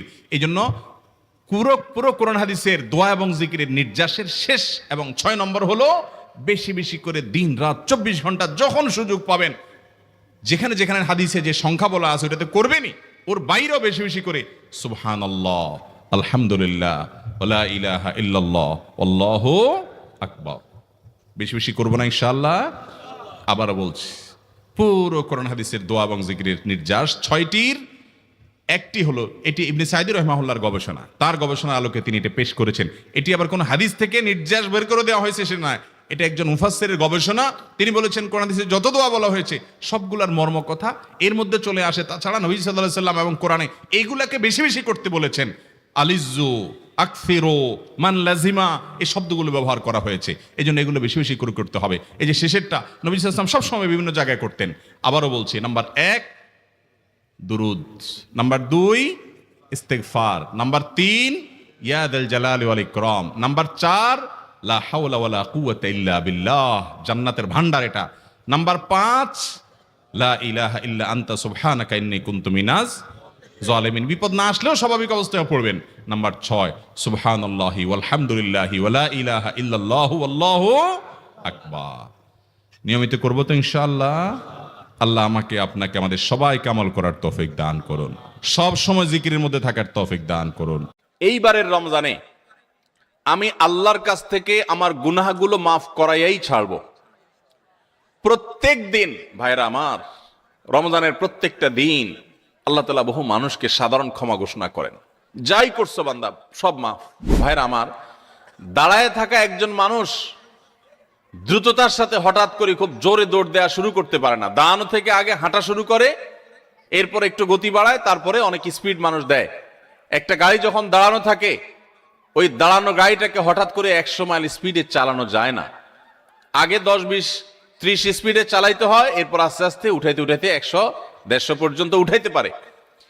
আপনি দাঁড়িয়ে আছেন, ইবাদত বন্দেগী করছেন না, অপেক্ষা করছেন রমাদান আসবে, তখন আপনি দিবেন দৌড়, একেবারে আমল করে শেষ করে ফেলবেন।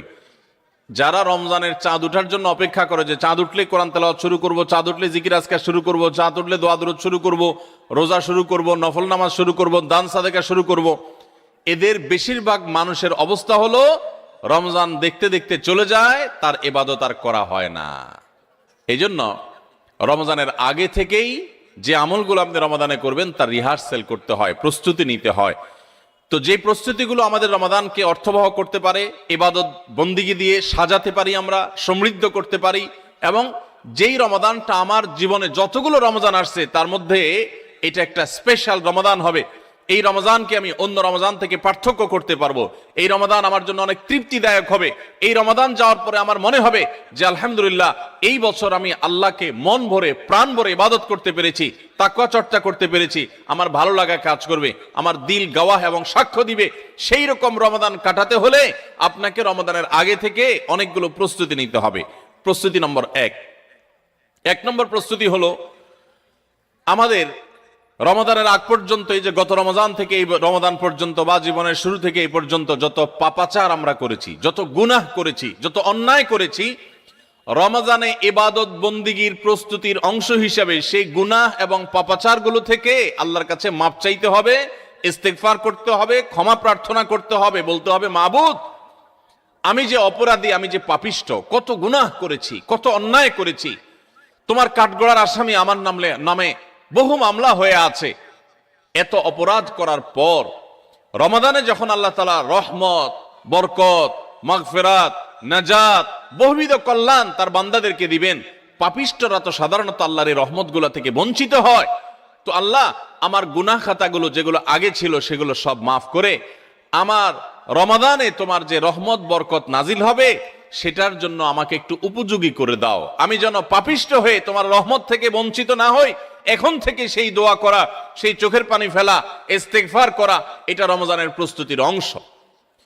মক্কার ইমাম শেখ আব্দুর রহমান আস-সুদাইস হাফিজাহুল্লাহ, তার কাছে কিছু যুবক, সৌদিয়ান কিছু যুবক একবার যে বললেন যে আমরা প্রতি বছর রমজান আসার আগেই প্রস্তুতি নেই মানসিকভাবে যে আমরা এবার রমাদানে অনেক ইবাদত বন্দি করব, কোরআনটা খতম দিব, ৫ ওয়াক্ত নামাজ ১ ওয়াক্ত আমরা ছাড়বো না, রমজান আসলে আমরা অনেক ভালো ভালো কাজ করব, আমরা এগুলো পরিকল্পনা করি। কিন্তু দুঃখের বিষয় হলো দেখতে দেখতে রমজানটা চলে যায়, শেষের দিকে আফসোস হয় এবং একটু খারাপ লাগা কাজ করে এবং দিন শেষে রমাদান পার হয়ে যায় এবং আমরা আবার অপেক্ষা থাকি, ঠিক আছে তাহলে পরের বছর করব। এভাবে রমজানে আর ইবাদতের তৌফিক হয় না। এত চেষ্টা করি, এত নিয়ত করি, কিন্তু আসলে না ওই কোরআনটাও ভালো করে খতম দিতে পারি, খতম দিলেও কোন রকম খতম হয়, সুন্দর করে পড়া হয় না, ধীরস্থিরতার সাথে তেলাওয়াত করা হয় না, নামাজটা ঠিক মতো পড়া হয় না, কোনো ভাগ দিয়া তারাবি মিস হয়ে যায়, আমার গুনাহ হয়ে যায়। আমি ভালো থাকতে চাই কিন্তু রমাদান ইবাদত করার তৌফিকটা হয় না। কেন এই অবস্থা হয় আপনি আমাদেরকে একটু নসিহত করেন। তখন শেখ সুদাইস হাফিজাহুল্লাহ তিনি তাদেরকে বলেছিলেন যে আমার মনে হয় রমজান যখন শুরু হয়, আল্লাহর অবারিত রহমত যখন ঢেকে ফেলে ইমানদারদেরকে, যারা নিজের পাপাচারে, নিজের কৃতকর্মে, নিজের অপরাধে, নিজের গুনাহের কারণে আল্লাহর রহমত থেকে বহু দূরে সরে গেছে, তারা আল্লাহর রহমতের উপযুক্ততা হারিয়ে ফেলেছে। সেই উপযুক্ততা হারিয়ে ফেলার কারণেই আমরা অনেকেই ইবাদত করতে চাই কিন্তু বেটে বলে হয় না। আমরা অনেক চিন্তা করি, অনেক কিছু করব, কিন্তু হয়ে ওঠে না, রমজানটা চলে যায়, কপাল পোড়া হয়ে যায়। রমজানে যদি ইবাদত করতে না পারেন তো এটা শুধু শখের ব্যাপার না, রমজানে ইবাদত করতে না পারলে তো স্বয়ং নবী সাল্লাল্লাহু আলাইহি সাল্লাম এবং জিবরিলের বদদুয়ার ভাগীদার হবেন। বাউদা মান আদরাকা রমাদানা ফালাম ইগফারলাহ ওয়ালাম ইগফারলাহ, যে ব্যক্তি রমজান পেল অথচ তার রমজানের গুনাহ খাতাগুলোকে মাফ করাইতে পারলো না, আল্লাহর রহমতের ভাগীদার হতে পারলো না, এ তো কপাল পোড়া, এ ধ্বংস অনিবার্য। তাহলে আমরা আল্লাহর রহমত থেকে বঞ্চিত হই, ধ্বংসের দ্বার প্রান্তে চলে যায়। রমাদানে কত মানুষকে আল্লাহ মাফ করেন, আমি কপাল পোড়ার মতো সেই জায়গায় দাঁড়ায় আছি। আগে যা ছিলাম রমজানও তাই, একটু রোজা রাখলাম, একটু ইফতার করলাম, একটু সাহারি খেলাম, একটু তারাবি টুকটাক পড়লাম, বাস এ হলো আমার রমজান। রমজান চলে যায়, আমার চোখের পানি আসে না, আমার দোয়া আসে না, আমার কান্নাকাটি আসে না, আমার ক্ষমা প্রার্থনা আসে না, আমার তওবা আসে না, আমার ইস্তেগফার আসে না, আমার জীবনটা পরিবর্তন হয় না, আমার সংশোধন হয় না, আমার আত্মশুদ্ধি হয় না, আমি কপাল মতো পোড়ার মতো পড়ে থাকি। এর অন্যতম প্রধান কারণ হলো যে আমি সারা বছর পাপাচার করে আল্লাহর রহমত থেকে এত দূরে সরে গেছি যে রমাদানের আল্লাহর এই রহমতের উপযুক্ততা আমার হারিয়ে ফেলেছি। এই জন্য শেখ সুদাইস তাদেরকে বলেছিলেন আমার মনে হয় আমাদের গুনাহ এবং পাপাচারের কারণে আল্লাহর রহমতের উপযুক্ততা আমরা নষ্ট করে ফেলেছি। এই জন্য রমজান আসার আগে প্রস্তুতি হিসাবে আমরা আল্লাহর কাছে চোখের পানি ফেলে দোয়া করে আগের সব গুনাহগুলো মাপ চেয়ে নেই যে আল্লাহ রমজানের রহমতের উপযুক্ত হওয়ার জন্য আমার পূর্বের সব গুনাহ মাফ করে দেন, আমার হালখাতা করে দেন। আমরা যেরকম দোকানদারদের কাছে পুরাতন বাকি সমস্ত টাকা পরিশোধ করে হালখাতা করলে নতুন করে আবার অনেক বাকি দেয় আমাদেরকে, আর আগের টাকা পরিশোধ না করলে নতুন বাকি দেয় না, তো আল্লাহর কাছে আগের গুনাহগুলো মাফ করে নিতে পারলে, মাফ করায় নিতে পারলে নতুন করে রহমতের উপযুক্ততা তৈরি হয়। এই জন্য রমজানের প্রস্তুতির অংশ হিসেবে প্রথম প্রস্তুতির কথা বলেছি, আল্লাহর কাছে আসুন, নিজের কৃত পেছনের সমস্ত গুনাহ, সমস্ত খাতা, সমস্ত ভুল, সমস্ত বিচ্যুতি, সমস্ত ত্রুটি, সমস্ত পাপাচার, সমস্ত জুলুম, যত অন্যায় করেছি, চোখের গুনাহ করেছি, মুখের গুনাহ করেছি, মোবাইলে গুনাহ করেছি, ফেসবুক ইউটিউব মোবাইল করেছি, যত গুনাহ করেছি সমস্ত গুনাহ থেকে আল্লাহর কাছে মাফ চাই এবং দোয়া করি আল্লাহ তুমি সব গুনাহগুলো মাফ করো, তুমি আহকামুল হাকিমিন, তুমি গফুরুর রহিম, তুমি সবকিছু করতে পারো। রমজান আসছে, প্রতিবারই আমার রমজান দেখতে দেখতে চলে যায়, ইবাদত করতে পারি না, এবার আমি তোমার রহমত পেতে চাই মাবুদ, এই জন্য তুমি আমাকে মাফ করে দাও। এই জন্য প্রথম প্রস্তুতি হলো আল্লাহর কাছে তওবা ইস্তেগফার করে নিজের গুনাহগুলোকে ধুয়ে মুছে পরিষ্কার করে রমজানের জন্য রহমতের অপেক্ষা করা চেষ্টা করব না ইনশাআল্লাহ। আল্লাহ আমাদের সবাইকে, আমরা যারা আছি, যারা শুনছি, আল্লাহ আমাদের সবাইকে আপনি রমাদান আসার আগে আগে আমাদের গুনাহগুলোকে মাফ করে আপনার রহমত থেকে দূরে সরার মতো যে সমস্ত অপরাধ করে বসে আছি আল্লাহ সেগুলো থেকে আমাদের ফিরে আসার তৌফিক দেন এবং আমাদের গুনাহ খাতাগুলো মাফ করে দেন। ভাইরা আমার, তাহলে 1 নম্বর প্রস্তুতির কথা বললাম, রমজানের প্রস্তুতির অংশ হিসাবে সকল গুনাহ খাতা থেকে আল্লাহর কাছ থেকে মাপ চেয়ে নিজের প্রোফাইলটাকে ক্লিন করে ফেলবো, সব পরিচ্ছন্ন করে ফেলবো, নতুন করে হালখাতা করে রমজানের জন্য শুরু করতে পারি। তাহলে দেখবেন ইবাদতের স্বাদ পাওয়া যাচ্ছে, ইবাদতের তৃপ্তি পাওয়া যাচ্ছে, ইবাদত করতে ভালো লাগা কাজ করছে। আল্লাহ আমাকে আপনাকে আমাদের সবাইকে সেই তৌফিক দান করুন। দ্বিতীয় যে করণীয় আছে রমজানের প্রস্তুতির অংশ হিসাবে, সেটা হলো রমজান মাসের যে ফজিলত এবং মর্যাদা আছে, রমজান মাসের রোজার যে মাসলা মাসাইল আছে, এগুলো এখন থেকে শেখা শুরু করতে হবে। তাহলে মানসিকভাবে আপনি প্রস্তুতি নিতে পারবেন যে রমজান আসছে। আপনি রমজান শুরু হওয়ার পরে যদি এবার মাসলা শেখা শুরু করেন, তো শিখতে শিখতেই তো আপনার কয়েকদিন চলে যাবে, একটা মাস দেখতে দেখতে চলে যায়। এই জন্য রমজানের প্রস্তুতির অংশ হিসাবে এখন থেকে রমজানের কি মর্যাদা, রোজার কি মর্যাদা, মানুষকে ইফতার করালে কি লাভ, রমজান মাসে গুনাহ থেকে বেঁচে থাকার অপরিহার্যতা কি রয়েছে, রোজা রেখে যদি আমি গুনাহ করি তাহলে রোজার কোনো লাভ নেই, উপাস থাকার মতো, এগুলো আগে থেকে জানতে হবে, শিখতে হবে, বুঝতে হবে। রমজানের ফাজাইল এবং মাসাইল, রমজানের তাৎপর্য, মাহাত্ম্য, মর্যাদা কি, সেগুলো জানবো এখন থেকে, এবং করণীয় কি সেগুলো আমরা ঠিক করব।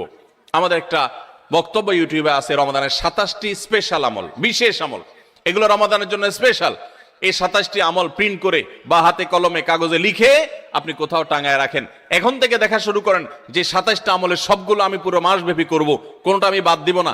এখন থেকে প্রস্তুতি নেন। আপনি রমজানের পরে যদি জানতে শুরু করেন, তো জানতে জানতেই তো 1 সপ্তাহ চলে যাবে, আর মানতে মানতে আরেক সপ্তাহ চলে যাবে, আপনি ইবাদত করে শান্তি পাবেন না। এই জন্য এখন থেকে রমাদানের মাসাইলগুলো, মাসলা মাসাইলগুলো, ফজিলতগুলো জানা শুরু করেন। ভাইরা আমার, যত ইবাদত আছে ইসলামে, আমার ক্ষুদ্র জ্ঞানে রমাদান এবং সিয়াম, রমজান মাস এবং সিয়াম, রোজা সম্পর্কে যত ফজিলত, যত মর্যাদা, যত মাহাত্ম্যের কথা আসছে, এত মাহাত্ম্যের কথা এতগুলো হাদিসে অন্য কোন আমলের ব্যাপার আর বর্ণিত হয়েছে বলে আমার জানা নেই। এই জন্য রমাদান আসছে ভাই, জীবনে আরেকটি রমাদান আমি পাবো কোনো গ্যারান্টি নাই। কত মানুষ গত রমজানে ছিলেন, এই রমজানে তারা কবরের বাসী হয়ে গেছে। এই জন্য এই রমজানটা যেন সঠিকভাবে কাটাতে পারি, সেজন্য আগে থেকে, এখন থেকে রমজানের মাসলা মাসাইল জানবেন, সেরকম বই কিনবেন, রমজানের উপযোগী বই পুস্তক কিনবেন, এবং ওইরকম ওয়াজগুলো শুনবেন, আলেমদের কাছে বসবেন, মসজিদে মসজিদে আলোচনা শুরু হবে, রমজানের প্রস্তুতি শুরু হবে। আল্লাহ আমাদের সবাইকে তৌফিক দান করুন।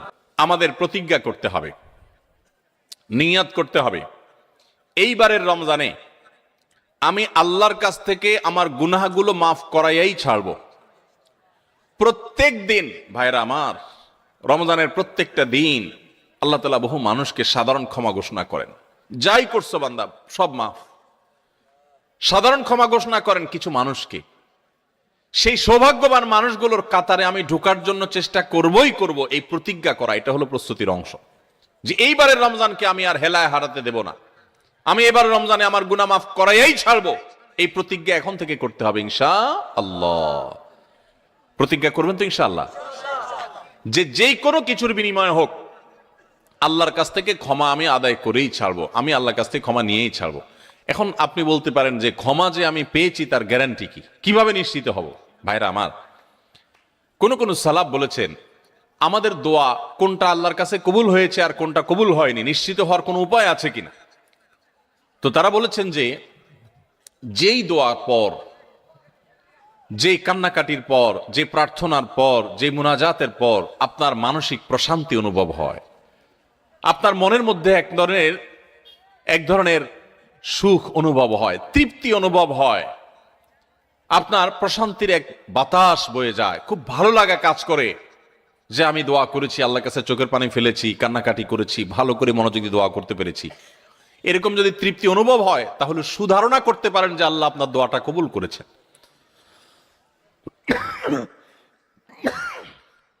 ফ্যান নাই আপনাদের এখানে? ফ্যান নাই না? বাতাস উদাস করেন না, পাকা পাকা দিয়েন না।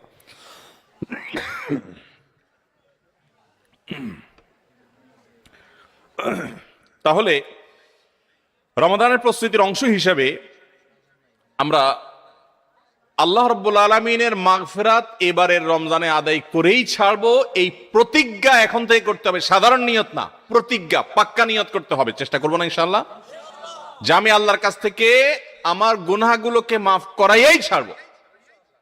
যত ত্যাগ করা লাগে, যত স্যাক্রিফাইস করা লাগে করবো, তারপর আমি মাফ করাই ছাড়বো ইনশাআল্লাহ। চেষ্টা করা যাবে না? আল্লাহ আমাদের সবাইকে তৌফিক দান করুন। ভাইরা আমার, 4 নম্বর যে করণীয় আছে আমাদের রমজানের প্রস্তুতির অংশ হিসাবে, সেটা হলো যদি কারোর আগের রমজানের, গত বছরের রমজানের রোজা বাকি থাকে, হতে পারে কেউ অসুস্থ ছিলেন, এত বেশি অসুস্থ হয়ে পড়ছেন যে রোজা রাখতে পারেন নাই, ভাঙতি পড়ছে, অথবা মা বোনদের মাসিকের কারণে রোজা ভাঙতি পড়ে থাকতে পারে, সফরের কারণে রোজা ভাঙতি পড়ে থাকতে পারে। এই ভাঙতি রোজাগুলো এই বছরের রমজানের আগে আগে রেখে দিতে হবে। আম্মা জান আয়েশা রাদিয়াল্লাহু তাআলা আনহা তার ভাঙতি রোজাগুলো পরবর্তী রমজানের আগে আগে রেখে ফেলতেন। এই জন্য রমজানের রোজার প্রস্তুতির অংশ হিসাবে আগের কোনো ভাঙতি বা কাজা রোজা থাকলে এই রমজানের আগে আগে সেগুলো রেখে ফেলা উচিত এবং উত্তম। এটা রমজানের চতুর্থ প্রস্তুতি। 5 নম্বর প্রস্তুতি হলো নিজের অন্তরকে শিরক এবং হিংসা থেকে মুক্ত করা। আল্লাহর সাথে কোনো কাউকে, সেটা কোনো মাজারে শায়িত ব্যক্তি হোক, কোনো জীবিত ব্যক্তি হোক, কোনো কাউকে আল্লাহর সাথে অংশীদার সাব্যস্ত করা যাবে না। এই শিরক করা থেকে নিজেকে পরিচ্ছন্ন করতে হবে, তাওহীদটাকে স্ট্রং করতে হবে এবং নিজের অন্তরকে হিংসা, বিদ্বেষ, শত্রুতা এগুলো থেকে পরিচ্ছন্ন করতে হবে। আপনি যদি এগুলো থেকে পরিচ্ছন্ন করেন, এগুলো থেকে পরিষ্কার করেন অন্তরকে, তাহলে ইনশাআল্লাহ বিইذনিল্লাহ আল্লাহ তাআলা প্রতিদিন যে বহু মানুষকে সাধারণ ক্ষমা ঘোষণা করেন, আপনি আশা করতে পারেন যে আপনি সাধারণ ক্ষমার আওতায় পড়বেন। কারণ হাদিস থেকে আমরা জানি যে যারা শিরকের মধ্যে থাকে, যাদের অন্তরে মানুষের প্রতি হিংসা থাকে, শত্রুতা থাকে, তারা আল্লাহর সাধারণ ক্ষমা থেকে মাহরুম এবং বঞ্চিত থাকে। অতএব আল্লাহর সাধারণ ক্ষমার উপযুক্ত হওয়ার জন্য নিজেদের অন্তরকে এই সমস্ত গুনাহ থেকে, বিশেষ করে শিরক এবং হিংসা থেকে পরিচ্ছন্ন হতে হবে। এটা হবে রমজানের প্রস্তুতির অংশ। রমাদানে আল্লাহ রাব্বুল আলামিন প্রতিদিন অগণিত মানুষকে মাফ করে দিবেন, বহু মানুষকে আল্লাহ তাআলা মাফ করে দিবেন। যেহেতু বহু মানুষকে আল্লাহ তাআলা মাফ করে দিবেন, তো আমি তাদের মধ্যে যেন থাকি, সেজন্য আমি আমার অন্তরকে হিংসা এবং শিরক থেকে পরিচ্ছন্ন করব। 6 নম্বর প্রস্তুতি হলো বিশেষ করে সামাজিক যোগাযোগের মাধ্যম এবং আমাদের মোবাইল ফোনগুলো নিয়ন্ত্রণ করে ফেলতে হবে, যেগুলো আমাদের ইবাদত বন্দেগীর ক্ষেত্রে বড় ধরনের বাধা সৃষ্টি করে। অনেকেই আছি যে সোশ্যাল মিডিয়ার আসক্তিতে আমরা এরকম ভয়াবহ একটা পর্যায়ে, যে আমাদের ইবাদত বন্দেগীর ক্ষেত্রে সবচেয়ে বড় বাধা হলো আমাদের এই ফেসবুকের নেশা, টিকটকের নেশা, ইউটিউবের নেশা, মোবাইলের নেশা, গেমসের নেশা। অন্তত রমজান মাস উপলক্ষে আমরা আমাদের এই সমস্ত বিষয়গুলো থেকে যদি বেরিয়ে আসতে পারি, এটা হবে সবচেয়ে বড় কার্যকর পদক্ষেপ, সবচেয়ে বড় প্রস্তুতি, সবচেয়ে বাস্তবসম্মত প্রস্তুতি। যদি আপনার হিম্মত থাকে, শুনেন, নেক আমল করার জন্য কিছু বুকের বল লাগে, মেরুদণ্ড লাগে, এগুলো সবাই পারে না। এগুলোর জন্য সৎ সাহস লাগে। ইমানদার যুবক, আমার জীবনটা শেষ হয়ে যাচ্ছে, হেয়ালিপনায়, হেলায় পেলায়, যা খুশি তা করে জীবনটা পার করে ফেলছি, এই মোবাইল স্ক্রিনের পিছনে আমার পুরো জীবনটা বরবাদ করে ফেলছি, আর কত?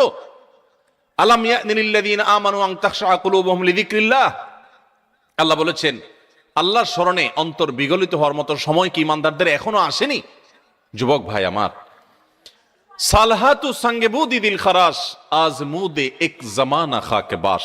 বহু বছর তো পাথর হয়েছিলে, আসুন এই রমাদানটা একটু মাটি হয়ে দেখি, একটু চোখের পানি ফেলে দেখি, একটু কান্নাকাটি করে দেখি। সোশ্যাল মিডিয়ার মজা তো বহু লুটেছেন, এবার আসন্ন রমাদানকে কেন্দ্র করে আসুন সোশ্যাল মিডিয়া থেকে নিজের আইডি, নিজের প্রোফাইলটাকে ডিঅ্যাক্টিভ করে ফেলান। 1 মাসের জন্য, মরে যাবেন না, একটু কষ্ট হবে, বন্ধু বান্ধবের সাথে বিচ্ছিন্ন হয়ে যাবেন, কিচ্ছু আসবে যাবে না।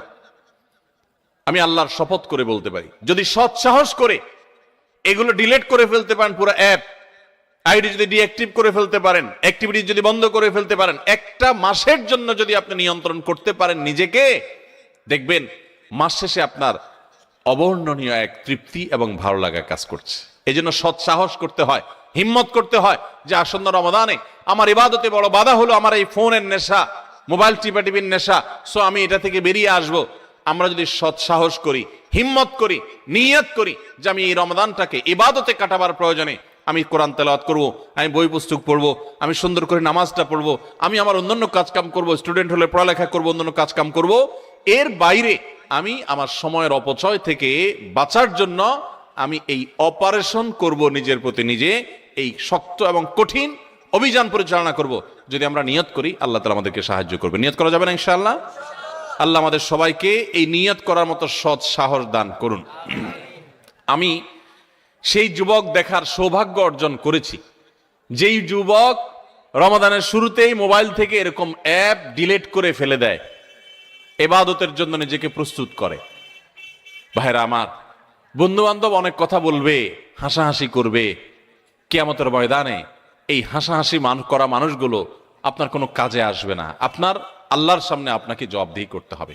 রমাদান পেয়ে ইবাদত করতে পারলেন না, জবাবদিহি করা লাগবে। সো আমরা আমাদের ইবাদতে যে সমস্ত বাধা বিপত্তি আছে সেগুলো বিশেষ করে সোশ্যাল মিডিয়া এবং মোবাইল নিয়ন্ত্রণ করব ইনশাআল্লাহ, চেষ্টা করবো না ইনশাআল্লাহ। 7 নম্বর প্রস্তুতি হলো, গত বছর তার আগের বছর রমজানে আমি ইবাদত কেন করতে পারি না, কি কি সমস্যা ছিল।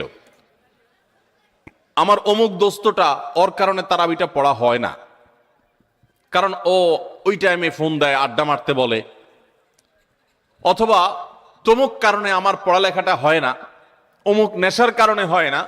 কি কারণে হয় না, প্রত্যেকেরটা আলাদা আলাদা। আমার গত রমজানে আমি কোরআনটা পুরো ভালো করে সুন্দর করে খতম দিতে পারি নাই কেন, শুরু তো করছিলাম কিন্তু শেষ করতে পারি নাই কেন। আমার গত রমজানে যে তারাবি কয়েকদিন মিস হয়েছিল, সেটা কেন মিস হয়েছিল। আমার গত রমজানে যে ভালো কাজগুলোর পরিকল্পনা ছিল, সেগুলো কেন হয় নাই। সেই বিষয়গুলো আমাদের চিহ্নিত করতে হবে, খুঁজে বের করতে হবে, বের করে এইবারের রমাদানে যেন সেগুলো রিপিট না হয়, সেগুলো যেন আর পুনরায় দেখা না দেয়, আগে থেকে সিদ্ধান্ত নিতে হবে এবং প্ল্যান করতে হবে যে আমার গত রমজানে কি সমস্যা ছিল। ও শেষের দশকে যে আল্লাহ লাইলাতুল কদর রেখেছেন, ওই দশকটাতে আমার ঈদের কেনাকাটার কারণে আমি এগুলো করতে পারি নাই, তাহলে এবছর ঈদের ঝামেলা আমি আগেই সেরে ফেলবো। আমি বাড়ি যাওয়ার নাম করে যাইতে একদিন, আসতে যাইতে একদিন, পথে একদিন, যাওয়ার পরে আবার শরীরকে ফ্রেশ করতে আরেক দিন, আমার শেষের 27তম রাত, আমার 28তম রাত, শেষের রাতগুলো ইবাদত করতে পারি নাই, মার্কেটে ঘুরছি, শপিং মলে ঘুরছি, আমার জিন্দেগি বরবাদ করছি। তাহলে গত বছর আমার ইবাদতের ক্ষেত্রে যেগুলো বাধা ছিল, যেগুলো কাঁটা ছিল, এই বছর সেগুলোকে আগে থেকে দূর করার পরিকল্পনা করতে হবে। এটা হলো রমজানের প্রস্তুতি। কথা বুঝেন নাই? মা বোনরা ইফতার বানাইতে বানাইতে ইফতারের আগে দোয়া কবুল হয়, মূল্যবান সময়টা নষ্ট করে ফেলছেন, পারেন নাই। তো এই বছর পরিকল্পনা করেন যে আগে থেকে যেই জিনিসগুলো তৈরি করে রাখা সম্ভব, যতটুকু গোছায় রাখা সম্ভব সেগুলো গোছায় রাখবো। আর পরিবারের সদস্যদেরকে নিয়ে বসেন, এবার আমরা সবাই একটু ভালো করে ইবাদত করতে চাই, হেয়ালিপনা করতে চাই না। আমরা রমাদান খেয়ে পরে কাটানোর জন্য আল্লাহ দেন না, ইবাদতের জন্য দিয়েছেন। এই রমাদানের মূল্য এত বেশি যে এই রমাদান চলে যাচ্ছে, আমরা বেশিরভাগ মানুষ উপলব্ধিও করতে পারছি না, অথচ এই একটা রমাদান আমার গোটা জীবনকে পরিবর্তন করার জন্য যথেষ্ট। আপনারা জানেন জান্নাতের একটা স্পেশাল গেট আছে, নাম হলো রাইয়ান। এই রাইয়ান নামক গেট দিয়ে আল্লাহ রাব্বুল আলামিন শুধুমাত্র রোজাদারদেরকে প্রবেশ করার সুযোগ দিবেন, যারা রমাদান ইবাদত বন্দেগী করেছে, আল্লাহর নাফরমানি থেকে বেঁচে থেকেছে, তাকওয়ার জীবন অবলম্বন করেছে। আল্লাহ তাদের মর্যাদা দিবেন ওই স্পেশাল গেট দিয়ে প্রবেশ করে। এই জন্য জাহান্নাম থেকে বাঁচার জন্য, জান্নাত লাভের জন্য পরিবারের সদস্যদেরকে নিয়ে বসেন যে আমাদের এবারের রমাদানে আমরা ইবাদত করব। আমাদের গত রমজান ইবাদত কেন হয় নাই? কারণ ইফতারিতে আমাদের 10 আইটেম না হইলে হয় না। এবার আমরা আইটেম কমাই, আমরা একটু খাবার পরিমাণ কমাই, যেই খাবার খেতে আমাদের ঝামেলা হইটা আমরা করব না। যদি কোনো মহিলার ইফতারের প্রস্তুতিতে ইবাদত না হয়, সাহারির সময় তার ঝামেলা তৈরি হয়, তাহলে এগুলো আগে ভাগে প্ল্যান করতে হবে, কিভাবে কমানো যায় ঝামেলাগুলো। হয় পরে করব, নয় আগে করব, নয় পরিবারের সদস্যদের সাহায্য নিব, নাহলে আইটেম কমাবো, কিভাবে হতে পারে প্ল্যান প্রোগ্রাম করতে হবে। বেড়াবেড়ি, দাওয়াত খাই, ইফতার পার্টি, সাহারি পার্টি, এগুলা করতে গিয়ে আমার ইবাদত হয় নাই, সো আমি এবছর সেগুলো করব না। এই জন্য গত বছরের সমস্যাগুলো চিহ্নিত করে সেগুলো থেকে এবার দূরে থাকার চেষ্টা করতে হবে। এটা হলো 7 নম্বর প্রস্তুতি। 8 নম্বর প্রস্তুতি হলো রমাদানের যে আমলগুলো আছে, রমজানের ওই যে বললাম 27টা স্পেশাল আমল আছে হাদিসের আলোকে, 27টা। রমজানের সবচেয়ে বড় আমল কি ভাই? রমজান মাসের সবচেয়ে বড় আমল কোনটা? সবচেয়ে বড় আমল হলো রোজা রাখা। রোজা রাখার চেয়ে বড় কোনো আমল আছে? রমজানের দ্বিতীয় আমল হলো রাতে তারাবি পড়া, তৃতীয় আমল হলো কোরআনে কারীমের তেলাওয়াত করা, আল্লাহর কাছে দোয়া করা আরেকটা আমল, উমরার তৌফিক থাকলে উমরা করা আরেকটা আমল, নবী সাল্লাল্লাহু আলাইহি ওয়াসাল্লাম রোজা রেখে প্রচুর মিসওয়াক করতেন, সেটা আরেকটা আমল, শেষ দশকে ইতিকাফ করা সেটা আরেকটা আমল, শেষ দশকের বেজর রাতগুলোতে ইবাদতের চেষ্টা করা সেটা আরেকটা আমল, লাইলাতুল কদর পাওয়ার চেষ্টা করা আরেকটা আমল, লাইলাতুল কদর পেয়ে গেলে আল্লাহুম্মা ইন্নাকা আফুউন তুহিব্বুল আফওয়া ফা'ফু আন্নী পড়া আরেকটা আমল। এই রকম 27টি আমল স্পেশাল আছে রমাদানের জন্য, যেগুলো কোরআন এবং হাদিস থেকে প্রমাণিত। তাহলে সেই আমলগুলোকে এখন থেকে টুকটাক করা শুরু করার চেষ্টা করা। একটু নফল রোজা রাখেন, তাহলে রমজানে যে রোজা রাখবেন ওটা সহজ হবে। এখন থেকে রোজা রাখার অভ্যাস করেন। নবী সাল্লাল্লাহু আলাইহি ওয়াসাল্লাম বেশি বেশি রোজা রাখতেন। আপনি এখন থেকে দান সাদাকার অভ্যাস শুরু করে দেন, প্ল্যান পরিকল্পনা শুরু করে দেন। এইটা হবে রমজানের প্রস্তুতি, যে রমজানে যে আমলগুলো করবেন এখন থেকে সেগুলো শুরু করে দেন। ওই যে বললাম, দাঁড়ানো গাড়ি 100 মাইল স্পিডে চলতে পারে না, আগে 20 মাইল স্পিডে চলেন, শুরু করে দেন। এরপর চাঁদ উঠলে রমজান শুরু হয়ে গেলে আপনি 100 মাইল স্পিডে যেতে পারবেন। চেষ্টা করবেন না ইনশাআল্লাহ? তাহলে 8 নম্বর আমল হলো ভাই, রমজানে যে আমলগুলো করব সেগুলোকে এখন থেকে রিহার্সেল শুরু করে দিব, প্রস্তুতিমূলক ওয়ার্ম আপ এটা শুরু করে দিব, মহড়া শুরু করব একটু একটু করে, যে রমজানের তেলাওয়াত করব এখন আর ধরবই না। না তো রমজানে আমি প্রতিদিন 1 পারা পড়বো, এখন 1 পৃষ্ঠা পড়ি। রমজানে প্রতিদিন 3 পারা পড়বো, এখন 1 পারা পড়ি। আমি একটু একটু করে কোরআনের সাথে সম্পর্ক করি, কোরআনটাকে রেডি করি, কোরআন কিনে প্রস্তুত করি নেই যে কোনটা আমি পড়বো না পড়বো, সেগুলো রেডি করি। 9 নম্বর আমল হলো, রমাদানের সময় আমি কোন আমল করব না করব, কখন কি করব, এটার একটা চার্ট রেডি করে ফেলবো। আমার কোরআন খতম করতে হলে এমন টাইমে কোরআন তেলাওয়াত করতে হবে প্রতিদিন যখন কোনো কাজ থাকে না, ফজরের পরে আমি একটু কোরআন তেলাওয়াত করে তারপর ঘুমাবো, তাহলে ওই টাইমে তার অন্য কোনো ঝামেলা থাকে না, আমার আর মিস হবে না ইনশাআল্লাহ। তারাবির পর আমি শোয়ার আগ দিয়ে তেলাওয়াত করি, তারপর শোবো। আবার ভোর রাতে দোয়া কবুল হয়, সাহারি খাইতে উঠলে আমি প্রতিদিন 10 মিনিট হাতে রাখবো একটু দোয়া করার জন্য। আগে থেকে এগুলো চার্ট তৈরি করে ফেলতে হয় যে কোন টাইমে আমি কি করব। আমার প্রত্যেকটা বিষয়কে যদি এখন শিডিউলের মধ্যে নিয়ে আসতে পারি, ইনশাআল্লাহ রমাদানের যথাযথ প্রস্তুতি গ্রহণ করা হবে এবং দেখবেন আপনার রমাদানে অনেক অর্জন করার সুযোগ আপনি লাভ করেছেন। তাহলে 9 নম্বর প্রস্তুতি হলো চার্ট করা, শিডিউল করে ফেলা, পুরো রমজান মাস কিভাবে কাটাবেন তার সারা দিন সকাল থেকে রাত পর্যন্ত একেবারে পুরো শিডিউল। 10 নম্বর হলো শাবান মাসের শেষ দিনে 29শে শাবান পশ্চিম আকাশে চাঁদ দেখবেন, এটাও রমজানের প্রস্তুতির অংশ। আমরা আমাদের ছোটবেলায় গ্রামে চাঁদ দেখেছি, এখন মানুষ চাঁদ দেখে না, দেখে চাঁদ আকাশে দেখে না, চাঁদ এখন মোবাইলে খোঁজে। কোথায় খুঁজে? মাগরিবের পরে মোবাইল হাতানো শুরু করে দেয়, এই রমজানের চাঁদ দেখা গেছে, ঈদের চাঁদ দেখা গেছে কিনা, চাঁদ দেখা কমিটি কি বলছে, ফেসবুকে নিউজ আসছে কিনা দেখো। চাঁদ তালাশ করার কথা আকাশে, সেখানে চাঁদ তালাশ করে আমরা কোথায়? মোবাইলে। চাঁদ দেখা কমিটি যে চাঁদ দেখার ঘোষণা দিবে, তাদের কাছে তো আসমান থেকে ফেরেশতা নাজিল হবে না যে ওইটা শুনে তারা ঘোষণা দিবে। আমরা সারা দেশ থেকে দেখলে, তাদেরকে নিউজ দিলে তারপর না তারা সেই নিউজের ভিত্তিতে ঘোষণা দিবে। তো আমরাই যদি সবাই চাঁদ দেখা বন্ধ করে দেই তাহলে তারা কিভাবে ঘোষণা দিবে? এই জন্য দেখবেন চাঁদ দেখা কমিটি বেচারারা ঘোষণা দিতে দিতে কোনো বছর রাত 10টা 11টা 12টা বাজায় দেয়, সাদে বাজায়, কারণ আমরা তো তাদেরকে সাহায্য করি না। মনে রাখবেন, রমজানের চাঁদ অন্য যে কোনো আরবি হিজরি মাসের চাঁদ যদি আপনি খোঁজেন পশ্চিম আকাশে, দেখেন আর না দেখেন, আপনি একটু তালাশ করেন, চেষ্টা করেন, যদি চাঁদ দেখার চেষ্টা করেন তাহলে আপনি চেষ্টা করার কারণে সওয়াব পাবেন, সুন্নাত একটা জিন্দা করার সওয়াব পাবেন। আর চাঁদ যদি দেখতে পান তাহলে দোয়া পড়বেন, আল্লাহুম্মা আহিল্লাহু আলাইনা বিল ইয়ুমনি ওয়াল ঈমান ওয়াস সালামাতি ওয়াল ইসলাম রব্বি ওয়া রাব্বুকাল্লাহ। হে চাঁদ, হে আল্লাহ, আমি তোমার কাছে এই চাঁদ, এই চাঁদের মাসটা, এই মাসটা আমি বরকতময় মাস হিসাবে তোমার কাছে চাই, ঈমানের সাথে যেন থাকতে পারি, শান্তি নিরাপত্তার সাথে থাকতে পারি, ইসলামের সাথে থাকতে পারি। এরপর চাঁদকে লক্ষ্য করে বলা, হে চাঁদ, তোমার এবং আমার সৃষ্টিকর্তা এক আল্লাহ, তোমারও রব আল্লাহ, আমারও সৃষ্টিকর্তা আল্লাহ। তো এই দোয়া পড়া সুন্নাত। যদি চাঁদ দেখতে পান দোয়া পড়বেন, আর না দেখতে পারলে চেষ্টাটা করবেন, তাও সওয়াব পাবেন। এই জন্য শাবানের 29 তারিখে পশ্চিম আকাশে চাঁদ তালাশ করবো তো ইনশাআল্লাহ। এগুলো এখন বিদায় হয়ে গেছে, চাঁদ তালাশ করা। চাঁদ তালাশ করা একটা বিলুপ্ত সুন্নাহ, এই সুন্নাহ জিন্দা করার চেষ্টা করবেন। রাস্তা বের হয়ে পশ্চিম আকাশে তাকাবেন, তাহলে এটা হবে রমজানের প্রস্তুতির একটি বিষয়। 10 নম্বর প্রস্তুতি হলো শাবান মাসে চাঁদ দেখা। আর 11 নম্বর এবং সর্বশেষ প্রস্তুতি হলো আল্লাহর কাছে ইবাদতের জন্য দোয়া করতে হয়। আমাদের পরিকল্পনা আমরা করতে পারি, কিন্তু তৌফিকটা আসলে আল্লাহ দিবেন। এই জন্য আমার পরিকল্পনাগুলো করে আমি বলবো, আল্লাহ আমি চার্টও তৈরি করেছি, রমজানে মাসালা জানার জন্য বইও কিনেছি, আমি কোরআনও তো রেডি করেছি, তেলাওয়াতও শুরু করে দিয়েছি, টুকটাক নফল রোজা রেখে আমার প্রস্তুতিও শুরু করে দিয়েছি। আমি আমার জায়গা থেকে যা করতে পারার আমি করছি। মাবুদ, এবারের রমজানটাতে তুমি আমার একটু ইবাদত করার তৌফিক দিও। ভাইরা আমার, আপনারা অনেকেই অনেক স্বাদ জীবনে আস্বাদন করেছেন, আড্ডা মেরে বন্ধু বান্ধবের সাথে একান্তে কাটিয়ে বিভিন্ন রকমের কাজ করে মজা অনেক লুটেছেন। আল্লাহর শপথ, রমজানটাতে যদি আপনি ইবাদত করে কাটাতে পারেন, রাতভর একটু চোখের পানি ফেলে তাহাজ্জুদের সময় সাহারি খাওয়ার পর 10টা মিনিটে যদি একটু কাঁদতে পারেন, আল্লাহর কাছে মাপ চাইতে পারেন, আপনার কাছে পৃথিবীর যে কোনো কিছু তৃপ্তির চাইতে অনেক বেশি তৃপ্তিদায়ক হবে এই আল্লাহর কাছে একান্ত মুহূর্তে কান্নাকাটি করা, দোয়া করা, ইবাদত করা, ইস্তেগফার করা, আমলে মশগুল থাকা। আপনি সেই জিনিসটা করার পরিকল্পনা এই বছর রমাদানে নেন। চেষ্টা করা যাবে না ইনশাআল্লাহ? ভাইরা আমার, সেজন্য আল্লাহর কাছে দোয়া করতে হবে, আল্লাহ আমি আমার চেষ্টা যা নেওয়ার, প্রস্তুতি যা নেওয়ার আমি নিয়েছি, চেষ্টা করেছি, মাবুদ তুমি এবার আমাকে তৌফিক দিও। নবী সাল্লাল্লাহু আলাইহি সাল্লাম প্রত্যেক নামাজের পরে দোয়া করতেন, আল্লাহুম্মা আইন্নি আলা যিকরিকা ওয়া শুকরিকা ওয়া হুসনি ইবাদাতিক।